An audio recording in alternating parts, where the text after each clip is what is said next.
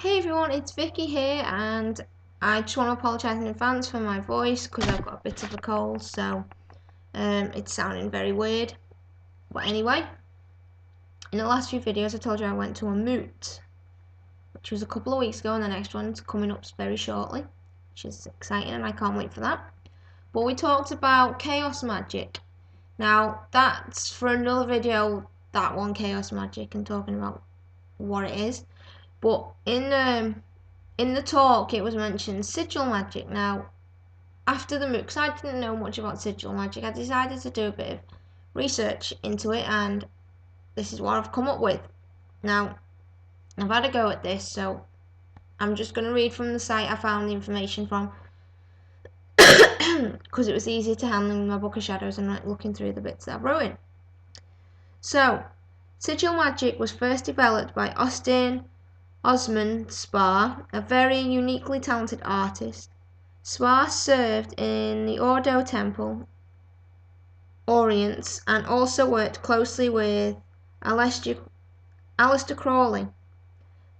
Now, the system that this person described for sigil creation isn't Spar's original concept, but a blend of her own with his and the now more common version of sigil creation.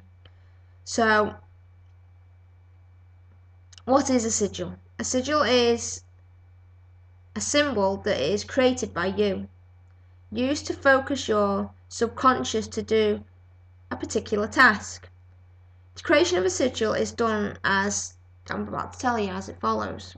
So you pick an area that you feel you could be better at, or if you need more money, etc.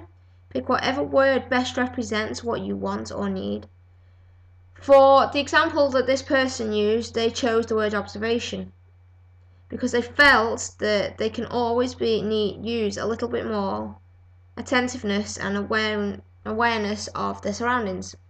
So what they did is they wrote down the word observation and crossed out all the vowels, so that's like A, E, I, O, U, which left this person with the B, S, R, V, T, and N. Now what you do next is take those letters that are remaining and start to arrange them into an abstract manner to create a symbol. So I'm going to see if I can show you the first attempt that this one did. You can get that. Okay, so that was the first attempt, and it says here, as you can see, that she put all those letters together. Some of them were overlapping or intertwined.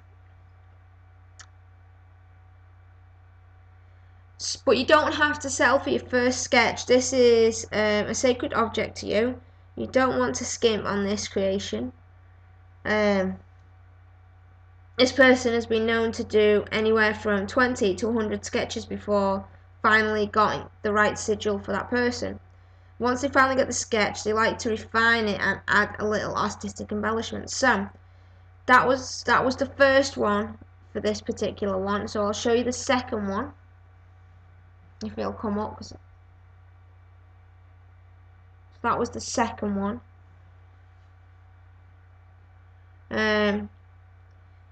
So that was the final product for that sigil. Now that this person has drawn and finalised it, they will cut it out and decide whether they want to leave it on paper or immortalise it in some way, such as painting it on a wall or a plaque, a tattoo, or stitch a patch on a piece of clothing. The creation process does not end there. Though we must now give power to the item, this is done in a moment of pure, uninterrupted clarity in which we visualise our symbol. There are a number of ways to do this. Now this person used to pass her hand over an open flame, and in the brief instant of straight stinging burn, when her body reacted to the pain, I would picture the symbol I had created. Some other methods of charging a sigil are during the climax, stinging pain or deep thoughtless meditation, interrupted with a pure focus upon the symbol. The important thing is that you visualize it during a moment of intensity, whether it be focus, ecstasy, or pain. Now, once the sigil is charged, it can now begin its work.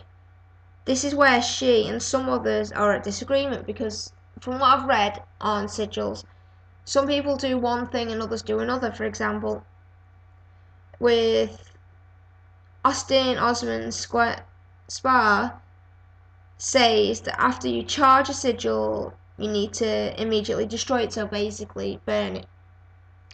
Whereas this person I read, there are other people that decide to immortalize it and keep it,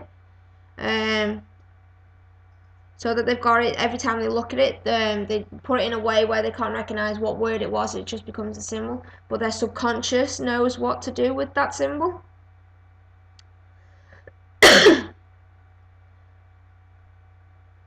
So that's basically that. Now I'm going to go into what she's put for why sigils work. The whole purpose to a sigil is to create a subconscious program. By abstracting it, you create a symbol your subconscious can understand, similar to any symbol you would see in a dream.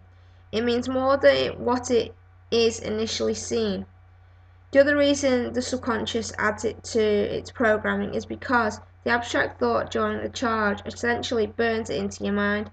These two reasons are also why sigils tend to never work for someone other than yourself. The power of your subconscious is what causes the talisman to work. Now you have an idea of why that lucky 4-leaf clover was so lucky. You programmed yourself to either believe or not believe in it. Ultimately, through things only have the power we give them. So that was what that person wrote, and I thought it'd be a bit interesting to read someone's perspective on it, where I've learned from it. So I hope you've enjoyed that. I'll try and do a video on chaos magic when my voice comes back, and blessed be everybody.